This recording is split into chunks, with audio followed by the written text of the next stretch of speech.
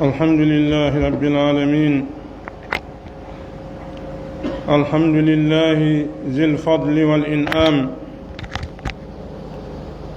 أوجب الصيام على أمة الإسلام، وأشهد أن لا إله إلا الله وحده لا شريك له، وأشهد أن محمدًا عبده ورسوله، أفضل من صلى وصام وأطاع أمر ربه واستقام، صلى الله عليه وعلى آله وأصحابه وسلم تسليما كثيرا. أما بعد، عباد الله، اتقوا الله تعالى واشكروه على نعمه، واسألوه أن يبلغكم شهر رمضان، واسألوه التوفيق والإعانة على اغتنام أوقاته بالطاعة، فإنه إنما يفرح بطول العمر لأجل إدراك مواسم الخيرات والإكثار من الطاعات. وفي الحديث: خيركم من طال عمره وحسن عمله. ولا يفرح بطول العمر من أجل العيش في الدنيا في غير طاعة، لأن ذلك ينتهي سريعا ويعقب ندامة وحسرة يوم القيامة. يتي الله سبحانه وتعالى جومراو ɓural e nemingol, waɗɗinɗo horugol e hoore ɗeɗo mofte islam. miɗo seedo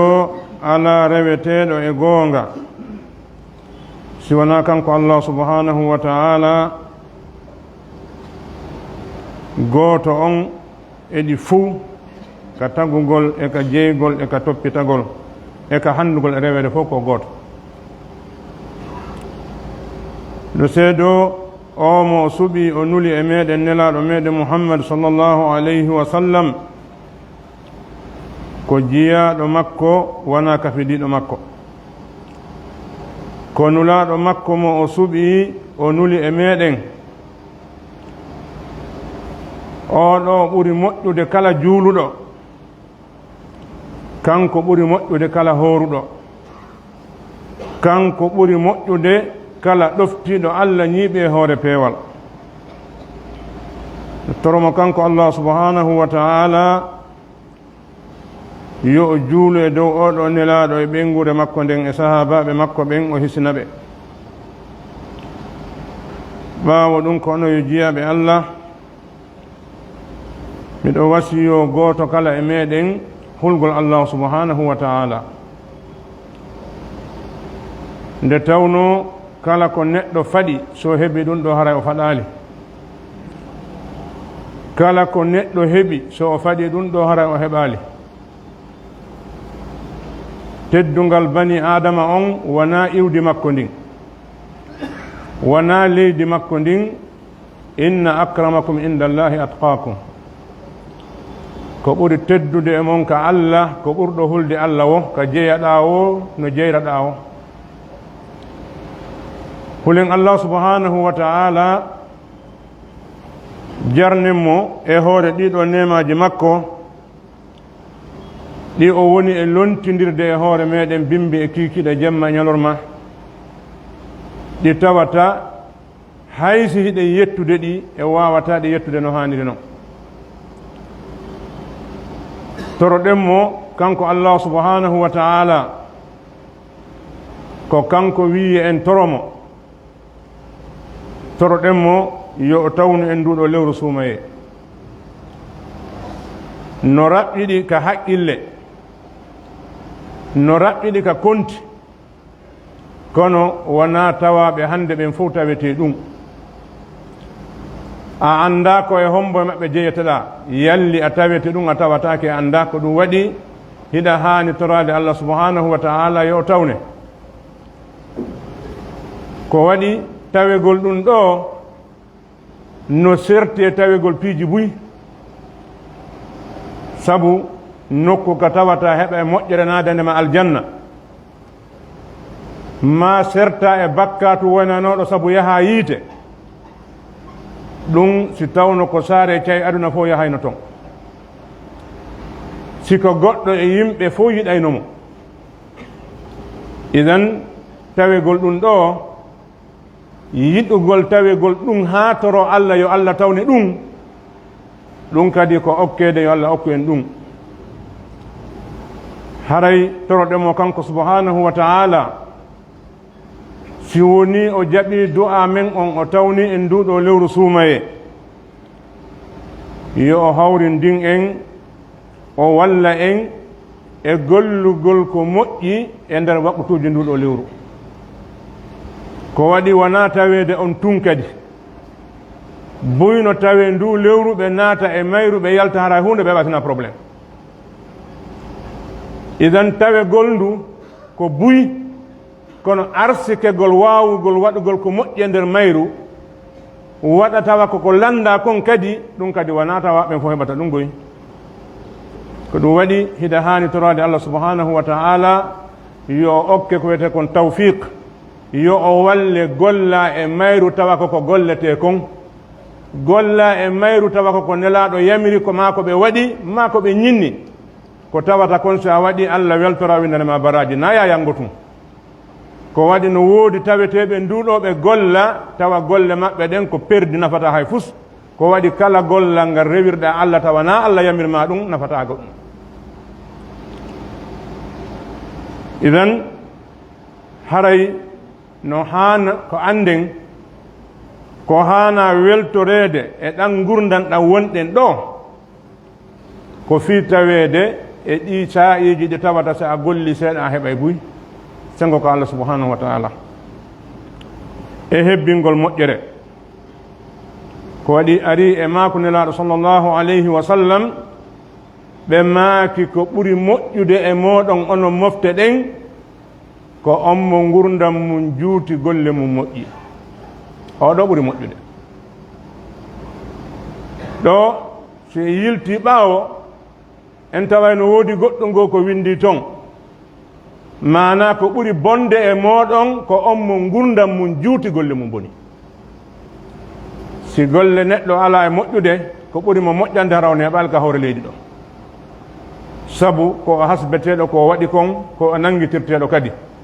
no ɗuuɗiri wo sattiri no fanɗiri wo hoyiɗi. idan si tawi na moƴƴere on tiwoni e mooɓude ko ɓuri mo moƴƴande rawne heɓali ɗo. si tawi ko moƴƴere o woni e faggade ko o neeɓi ɗo wo ella ala, ko waɗi ko moƴƴere woni e ɓeydude. haray hana neɗɗo weltora ɗan gurdan ɗo fiitun yo o wuuru ɗo o ñaama, fiitun yo o ɗaano o resa waɗa ko faala. ko waɗi ɗum haysi woni juutata ko ha seeɗara lanni,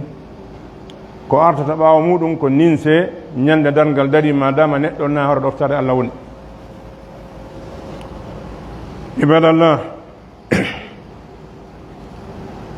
wa inna min a'zami ma yamurru fi umri al-mu'min idraku mawasim al-khayr allati min a'zamiha shahru ramadan. شهر رمضان المبارك فإنه أعظم كسب في حياة المؤمن. وفي الحديث الثلاثة الذين استشهد منهم اثنان وبقي الثالث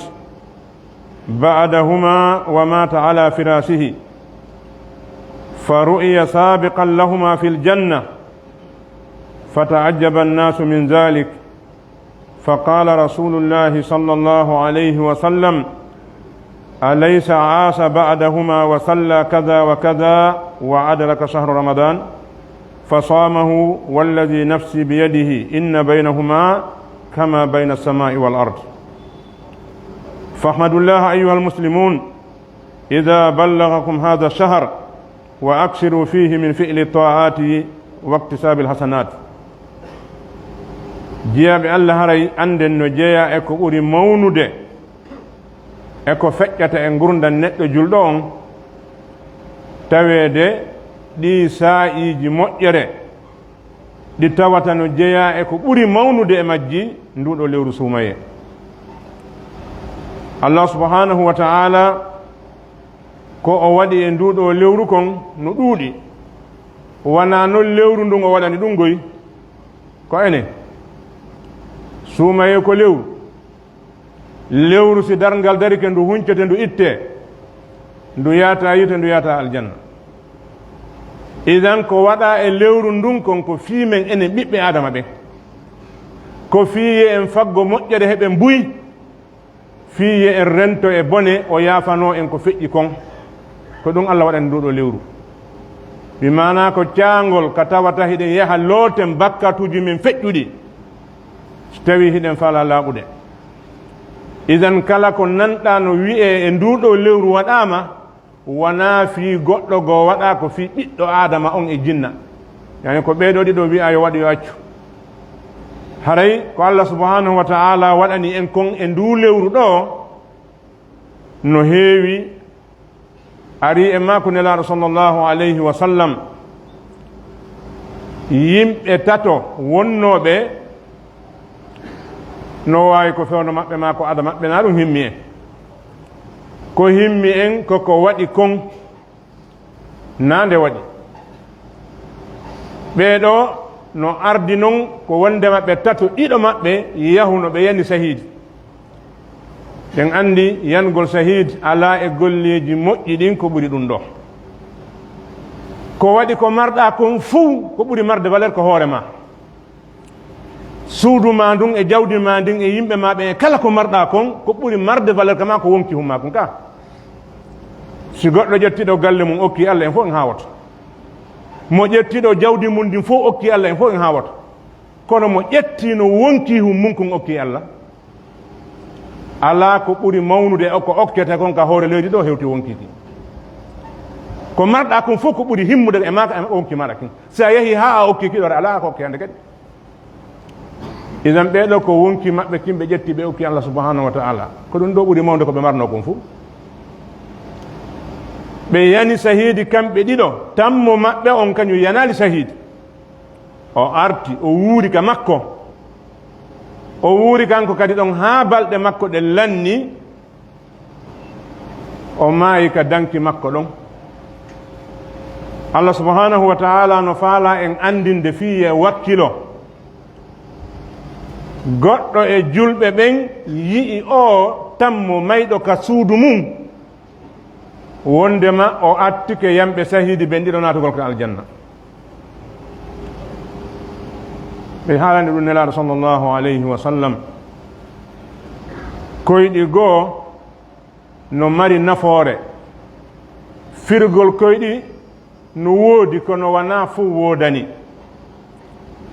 ɗo haysi ko koyɗol ko hombo firgol ko nelaaɗo sallllahu alayhi wa sallam yusufu firno koyɗi kono nanin ko wi kon wa allamtani min ta'wili l ahadis allah a andinilan jaka ɗum na ko hoccete ni tun wona ko hottete ni tun ko allah andini ɗum yusuf si tawi an kadi wahayu tippike ma andinama ɗa wawi firande yimɓe ɓen si wona ɗum sina a yusuf na mouhammad ɓorto ɗum idan nelaɗo sallllahu alayhi wa sallam maaki ɓay yimɓe ɓen nani oɗo ko sifi kon mayɗo on ka suudu mum attike mayɓe ɓen ka jihadi natugol aljanna ɓe haawi ɓe landi nelaɗo ɗum ɗon ko honno wonirta nelaɗo maaki o mayɗo ka danki mum o wuurali ɓaawo maɓɓe duuɓi kaza wa kaza ɓe wiya o ala o juulali julde ɗum ɗo e ɗum ɗo e ɗum ɗo e ɗum ɗo ɓe o waye o tawaka suumaye o hoori nela ɓe wiya o waye nelaɗo maaki mi wondirimo wonki anki woni e junngo mum o no ɓurdi ɓe hakkunde leydi kammo no ɓurdiri woɗɗude fi hon ɗum ɓay o wuuri ɓaawo maɓɓe o golli moƴƴere buy ɓaawo maɓɓe kamɓe ɓe wurali haɓe golli nden ɗon jaka juutugol gurdan siko moƴƴere no yelini ka no jeeya e maakuji ɗi mandorɗe mawɓe meɗen no du'ano mayɗo allah wata o ninsu ko o neeɓani aduna sabu moƴƴanede lakara ka jaka si neɗɗo moƴƴini ɗo o ninsoyta kono si o moƴƴinali ɗo sikki ala o ninsoye o ninse bal hay ko aranno aduna o dikkineno hara o arali aduna idan haray si tawi allah tawni neɗɗo yo allah tawni en nduɗo lewru suumaye ko jarnirten allah e ɗum ɗo ko wakkilagol hebbina gollugol ko moƴƴi hebbina faggitagol piiji jonnayɗi ɗin baraji wa'lamu anna hunaka mufattirat ma'nawiyya fayajibu alaykum ma'rifatuha wajtinabuha وهي كل قول أو فعل محرم في غير رمضان فإنه يتأكد تحريمه ويتضاعف اسمه في وقت الصيام وذلك كالغيبة والنميمة والشتم والسباب وقول الزور والنذر إلى ما حرم الله النذر إليه من النساء والصور الفاتنة والأفلام الخليئة والاستماع إلى ما حرم الله الاستماع إليه من الأغاني والمعازف وسائر المعاصي anden haray e nder oɗo suumaye piiji buyno nder ton ko waɗete no ton kadi ko hanaka waɗede siɗen faala en hatton jina e bonnugol haala wi'ugol si horuɗo yari ha korko makko kam boni se landi ko ɓurɗo fanɗude gandal ka nder marché ɗo ene si horuɗo yari hara korko kam boni o wiyete hi fo no andi ɗum en hatan jina e wi'ugol si horuɗo ñaami si hara boni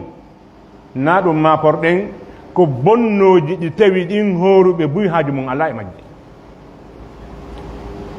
si woni ɗo go suumaye yata ɗo kafal no udditi a yata ɗo yeewo ñiiri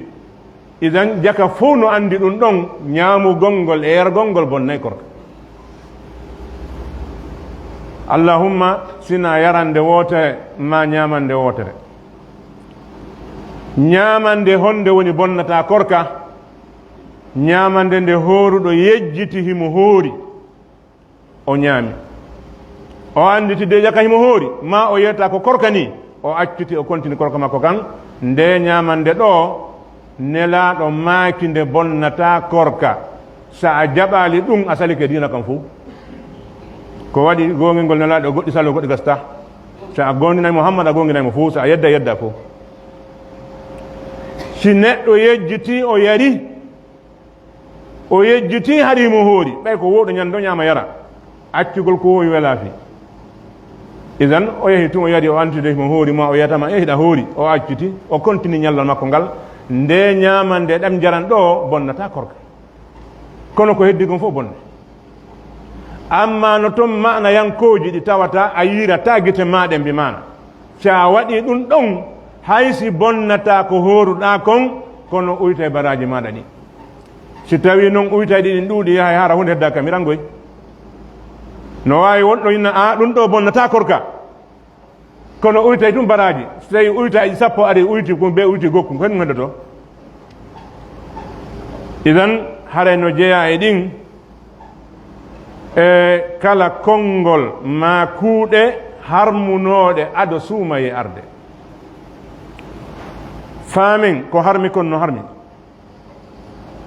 gila ñande nelaɗo maaki no harmi hañal ngal deɗi zina e beede e cigarette wona ko suuma e dari harmi dey suuma e dari tawi ɗum no harmi fenande e guyka e janfa ɗum no harmi aɗo suuma e arde suuma e ar tawi ɗum no harmi idan waɗugol noon ɗi boneji ɗo e suuma e no ɓurti bonde fi hon ɗum sa waɗi bone fewdo ka bone wattake ɗon no ɓuri hulɓinade di sa waɗi bone ka bone watte ɗon mana joni se wattani yila sa yi paykun no fima ka taraw to a ellinay fimugol makko ngol kono sa tawi mo fima ka juulirde ga a ellinay ɓuri ka wonno ɗon ka fi hon ɗum ɓay ka juulirde naka fimete idan bonnuɗo hara na e suumaye bonnere ne kone bonnere kono bonnugol e suumaye fewdu fowne moƴƴinde ɗum ɗon ɓuri hulɓinade ko ɗum waɗi se wattani yila si yimɓe andiraɓe moƴƴere ɓe waɗi boni hunko kum fanɗi wo kuntiiɗa e ha aduna fof nana fi makkum ko honɗum waɗi kaka moƴƴere iwrayno bone iwri si moƴƴere iwri ka bone iwri ka moƴƴere iwrayno juha e jama on ko ɗum watta tiiɗina fi muɗum haray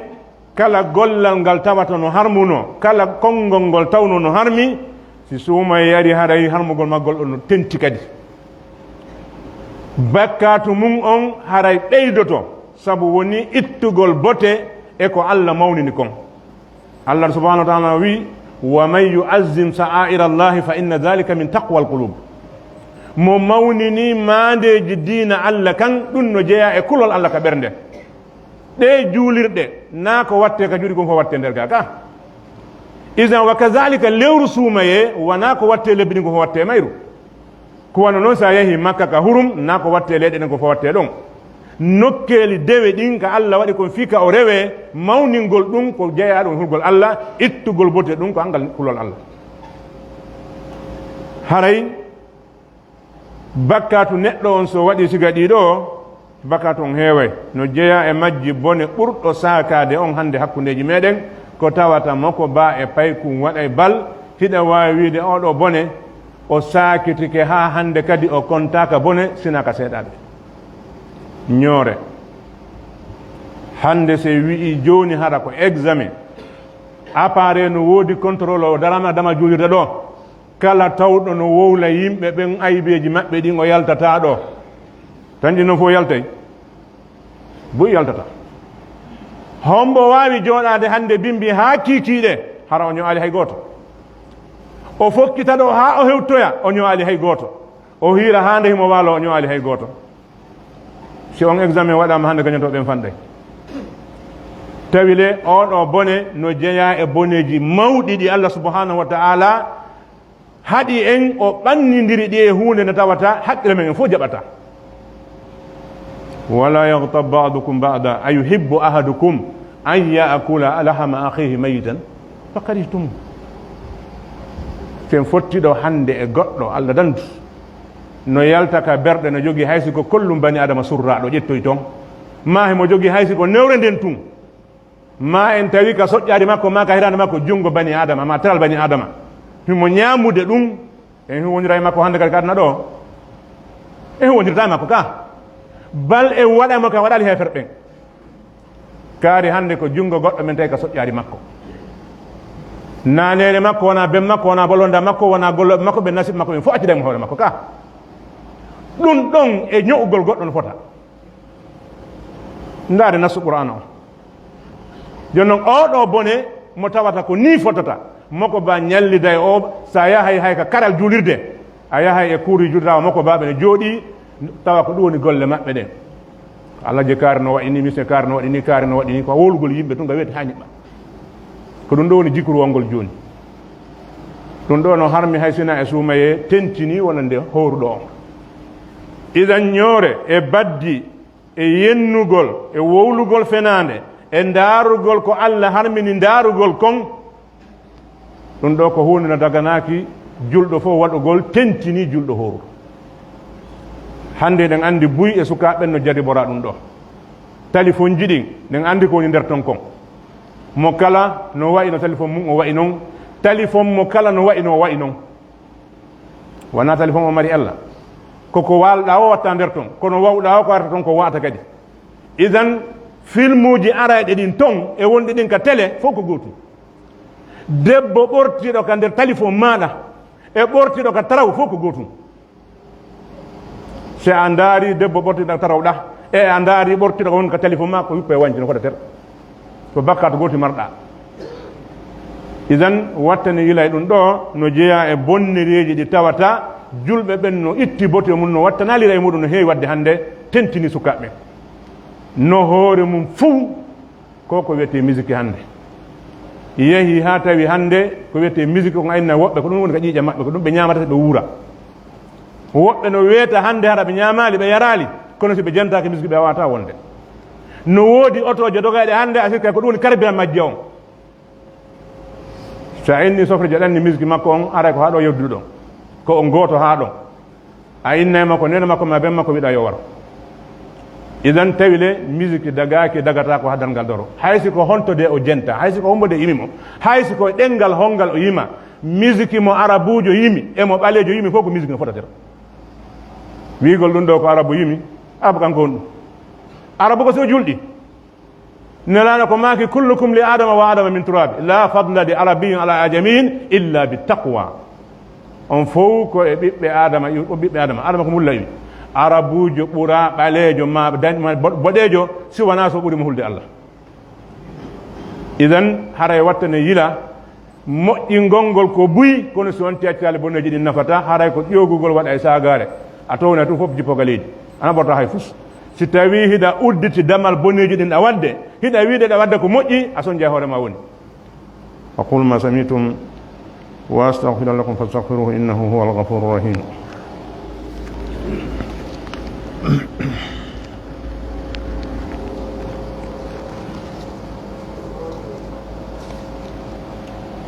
الحمد لله الذي شرع لعباده الصيام أحمده وهو المستحق بالحمد وأشكره على نعمه وأشهد أن لا إله إلا الله وحده لا شريك له وأشهد أن محمدا عبده ورسوله صلى الله عليه وعلى آله وأصحابه وسلم تسليما كثيرا أيها المسلمون اتقوا الله تعالى واشكروه إن بلغهم شهر رمضان ومكنكم من الصيام والقيام فإن الصيام من أنفع العبادات وأعظمها آثارا في تطهير النفوس وتهذيب الأخلاق وللصيام فوائد ومن فوائد الصيام أنه يضعف مجاري الشيطان في البدن لأنه يجري من ابن آدم مجرى الدم والصيام وسد هذا الباب ومن فوائده أنه يذكر العبد بنعمة الله عليه فإذا ذاق مس الجوع والعطش عرف قدر نعمة الله عليه يتي الله سبحانه وتعالى ترمو يجولنا صلى الله عليه وسلم بينغور مابbe den e sahabaɓe maɓɓe ɓen hisnaɓe ko ano e julɓe han joni hulen allah subhanahu wa ta'ala jarnemo kanko subhanahu wa ta'ala e dow ɗiɗo nemaji makko no jeeya e musiba e majjere nde zamanu men on ɓuri jogade angal jarnugol Allah subhanahu wa ta'ala e hore nemaji makko ɗi ɗum ɗo ko musiba ɓurɗo hulɓinade fewno ɗo koko seytane no wonduno kon kadi yeeso Allah subhanahu wa ta'ala o ettoto ha tawa ɓurɓe ɗurude men ara yawɗe ka Allah subhanahu wa ta'ala taɓa yetta nemaji makko ɗi idan angal yettugol nemaji Allah ɗin ko masibo haray jarnemo kanko subhanahu wa ta'ala yettugol nemaji Allah ɗin no fuɗɗi e wi'gol alhamdulillah wona ɗon hatti waɗugol hunde fof ko nde waɗa fi mum kon jentagol ma ko hani jentade kon ko yettugol Allah nema noppi ɗon non darugol ko hanɗa darde kon ko yettugol Allah nema guete ɗen non wowlugol ko hanuɗa wowlude kon acca ko hana kon ko yettugol Allah nema ɗengal ngal non hono noon tere ma heddi ɗin fof kala teral ngal gollirɗa ko ngal taga fi mum kon sengo ɗoftare ara a yettiri Allah ngo sengo ɗon idan kala teral ngal ƴettuɗa eltuɗa e yeddugol Allah haray a yettirali mo ngal ɗon teral jarnemo kanko subhanahu wa ta'ala si woni o yottini e meɗen o hewtini en nduɗo lewru sumaye ɗen toro yo hewtin en ndu idan haray so tawni en nduɗo lewru o newinani en horugol ndu e daragol naafa e mayru ye en jarnumo kanko subhanahu wa ta'ala sabu buy ko konti kon ko nema kono na ɗum towni nema si Allah newinanima a salligi ke a ƴeewi ɗo a juuli fana haysi a marsinali konto a heeɓi nema wata kontu an sa sadike marsali ma sabal ko rondoɗa haray marsali nde ñande few argol ma tawe waktu on ɗo ka jama juula julde jama yalta ɗum ko nema noon sa a yetti Allah e hoore makko o ɓeydante si a dulli o jaɓite ko waɗi naya waɗu wondema kala ko Allah waɗi ko nafa ma ka adna maɗo ko lakama ko nema noon da hani mo yettude hoore muɗum idan so tawnima nduɗo lewru suumaye tawe gol ndu a wawata wadde fof fiya tawe ndu so wi a tawatake ɗo e raɓɓiɗo a tawatake wawɗo wadde a taweɗa ala si a tawama kadi yo won a tawama hiɗa wawi horude ɗum kadi a wawata waɗande ɗum hoore maɗa buyno taweta ɓe wata horude woɓɓe no joga woɓɓe no sella idan ɗin ɗon ɗiɗi ko nemaji ɗa wawata waɗande hoore ma si tawi o newnanima ɗum jarnumo kanko subhanahu wa ta'ala newnanama ɗum ɗo on haray ngol horugol ko dewal jeeyangal e dewe ɓurɗe jogade nafoore ɓurɗe mawnude batte e wonki bani adama ɗe dewe ɗe wonɗe e rewde Allah subhanahu wa ta'ala buyru famali ko honɗum woni tigi tigi majje on juulde ko juulata kon wona julde nde marɗa haajo mum goy argol ɗo turo ɓanto ko ɗum marɗa haajo mum koko ɗum waɗata e ma kon ko ɗum waɗanayma kon ka Allah ko ɗum marɗa haajo muɗum si a juuli ɗo julde tawi ko turo ɓanto on pet marɗa e mayre ko yangi marɗa julde nden no hani battinde e maɗa ɗol subhanahu wa ta'ala wi inna solata tanha anil fahsha'i wal munkar julde nden no haɗa pankare nde haɗa ko aña si nde haɗalima ɗum hara nde nafalima wala baraji ɗin ɗum taw no woodi ko atti ɗum idan ka korka no woodi ko nafay ma honɗum ki wonki ɗen andi subhanahu wa ta'ala no ƴetti laɓɓingol ki waɗe juuɗe meɗen ka o wi kad wa nafsi wa ma sawaha fa alhamaha fujuraha wa taqwaha qad aflaha man zakkaha wa qad khaba man dassaha wondiri ki wonki e tagguɗo ki on o ɓanginani ki fa alhamaha ɗo na longini ki dey ko bayyana laha fa alhamaha bayyana laha fujuraha wa taqwaha o ɓanginani wonki kin ko honɗum woni oñaare taki wat ɗum dey ko honɗum woni kulol Allah yokki wat ɗum o tagui ko ɓanginani kun ɗo joni noon o wi sa laɓɓiniki a mali sa tuniki a perdi wonki kin siki tuuni ka adna ɗo ko laɓɓintaki ko honɗum ko hunde wotare pet tuubu biye ɗum tu laɓɓintaki si ɗum laɓɓinaliki ɗo ko laɓɓinayta ko yawmal qiyama ko si Allah accanima ma on adama kede o lowtema nder ton Allah dandu en ɗum idan kiiɗo wonki no jeeya e nafoore korka kan laɓɓinayki wonki haray ki eltay kadi korka kan eltay ɗi jikkuji andi ko wiyete jikku kon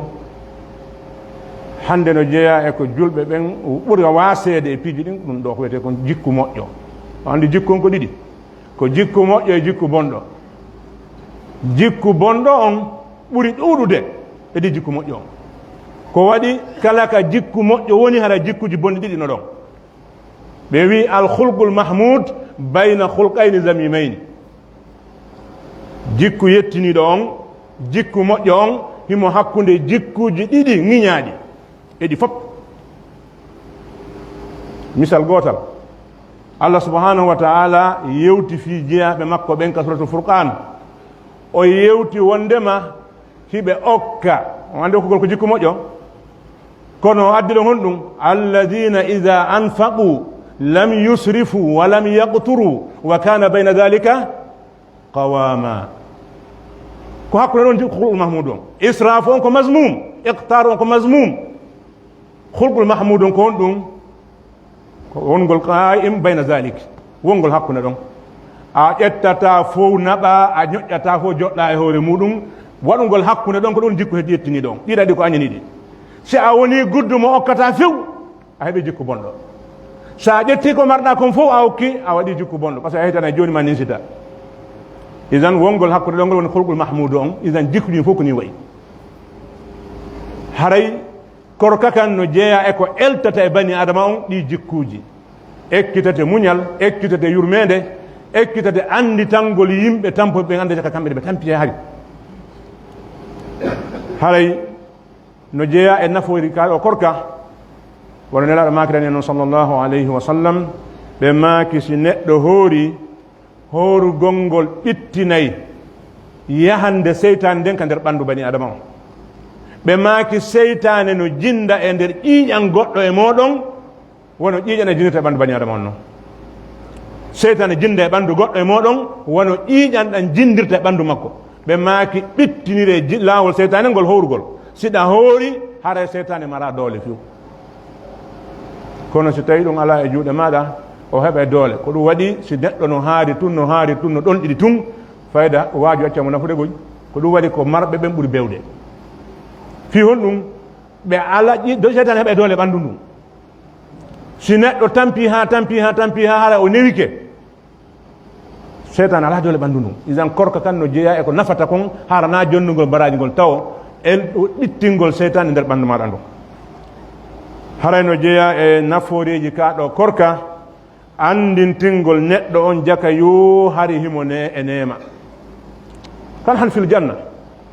o andi ka aljanna ko falɗa o ko wigolto subhanaka allahumma, hara ari ka da'awahum fiha subhanaka allahumma, kala ko hatton jinɗa nder ton ko koddu on non. so wi subhanaka allahumma haray ari ɗo kadi ka wonɗen ɗo hande nda harin ka wonɗen ɗo wallahi ɗen e nema. ɗum e wonde buyno yawi, wona ko yara manki, wona ko ñaama manki, wona ko wattoɗa manki, ka fokkiɗa no woni ko rondoma kon ɗum mankiraɗa. marɗo e oto mo mara oto fof bakkoto hoota ka, ko woni ko jeygol ngol ɓurdu ɗon, ko mantorte ko ɓurdu ɗon, kono bakakgol yahgol fof bakkoto yaho fof on naata e suudu waalo ɗon, marɗo suudu ma ala suudu fof. idan ka nafoore ka naftorgol fof naftorde piiji ɗin wotere, ko jeygol ngol wigol ko min jeygol ko ɗum ɗon ɓurda. idan haray neɗɗo yo anday so hoori himo e nema, sabu si woni ha fana heewi hino jiihoy kono jooɗi a susta memude hanki a ƴettende faalaɗa kum faalaɗa o andi jagaɗeɗa nema. ndiyan no jooɗi a susta memude hanki nde faalaɗa ƴette ndiyan hu andi jagaɗeɗa nema. ɗum andintinte kono ko wonande taskotoɗo.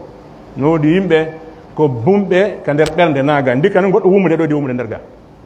neɗɗo so tawi ko watta ko hunde taskatako, ko rewata yeeso makko ko hunde taskatako, ko yiyata ko hunde taskatako, kanko e mumteji ngoɓe gootum. important bani adama ko on tigui no darda ɗum taw haraw tasko piiji ɗi. haray kaɗo korka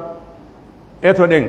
ɗo e raɓɓiɗude ɓay Allah waɗi karama koɓe no heewi tew e leydi ndin. Allah waɗan en barki e maɓɓe jutna gunda maɓɓe ɗan. anden ko hombo haani horude, ko honɗum watte hara on tigui hoori, ko honɗum bonnata korka kan wata a woni lebbi 10 suuma e dara hora anda ɗum ɗo. so nanu sa bonnere tawi woni ha 10 suuma e 15 wona landagol ha joni suude kadi bonne suuma e andi aɗa anda ko nde wadde ka. siko kasete faalaɗa hande no woodi, siko audio faalaɗa no woodi, siko youtube faalaɗa no woodi, siko deftere faalaɗa no woodi, siko noddugol ka téléphone ma landoɗa ɗo e lawade no woodi. modi si woni ha suuma e darike a anda ko honɗum hanuɗa wadde fi suuma e hara a faalaka wadde. subhanahu wa ta'ala ko wino hena fe giɓɓen walaw aradu lkhuruja la addu lahu uddatan walakin kariha allahu in bi'athahum. si ɓe faalano yaade ɓe prépara toon law ka, kono Allah faalaka ɓe yaha. no woodi yimɓe ɓe Allah faalaka tawi ka moƴƴere woni few aldanne jeeɗe ɓe. si tawi moƴƴere no fof tan ɗano sattanma watta ila moƴƴa dey sina an Allah haaɓi. ربنا تقبل منا إنك أنت السميع العليم وتب علينا إنك أنت التواب الرحيم. اللهم أرنا الحق حقا وارزقنا اتباعه وأرنا الباطل باطلا وارزقنا اجتنابه برحمتك يا أرحم الراحمين. اللهم حبب إلينا الإيمان وزينه في قلوبنا وكره إلينا الكفر والفسوق والإسيان واجعلنا اللهم من الراشدين برحمتك يا أرحم الراحمين. اللهم نسألك بأسمائك الحسنى وبصفاتك العلى وبكلماتك التامة ألا تدع لنا في مقامنا هذا ذنبا إلا غفرته ولا هما إلا فرجته ولا مريضا إلا شفيته ولا جاهلا إلا علمته ولا ضالا إلا هديته ولا فقيرا إلا أغنيته ولا مظلوما إلا نصرته ولا حاجة من هوائج الدنيا لك فيها رضا ولنا فيها صلاح إلا أعنتنا بقضائها ويسرتها برحمتك يا أرحم الراحمين. اللهم اغفر لنا ولآبائنا وأمهاتنا وذوي أرحامنا. اللهم اغفر لأسلافنا وأفراطنا ولمن سبقنا بالإيمان. اللهم من أحييته منا فأهل الإسلام ومن توفيته منا فتوفى على الإيمان واغفر للمسلمين والمسلمات الأحياء منه والأموات برحمتك يا أرحم الراحمين. اللهم اصلح ولاة أمورنا. اللهم اصلح ولاة أمورنا. اللهم اصلح ولاة أمورنا. اللهم وفقهم إلى ما فيه صلاح ديننا ودنيانا. اللهم وفقهم إلى ما فيه صلاح ديننا ودنيانا. اللهم حبب إليهم الإيمان وزينه في قلوبهم. اللهم لا تسلطهم علينا بذنوبنا. اللهم لا تسلطهم علينا بذنوبنا. اللهم لا تؤاخذنا بما فعلنا ولا بما فعل السفهاء منا برحمتك يا أرحم الراحمين. اللهم صل على محمد وعلى آل محمد كما صليت على إبراهيم وعلى آل إبراهيم إنك حميد مجيد. اللهم بارك على محمد وعلى آل محمد كما باركت على إبراهيم وعلى آل إبراهيم إنك حميد مجيد. سبحان ربك رب العزة عما يصفون وسلام على المرسلين والحمد لله رب العالمين.